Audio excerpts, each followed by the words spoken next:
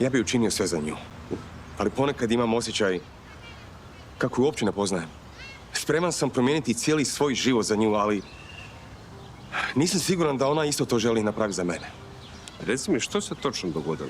Ana nas je skoro vidjela i Olga je poludjela. Smrznula se od straha. I zbog toga ste se posvađali? Da.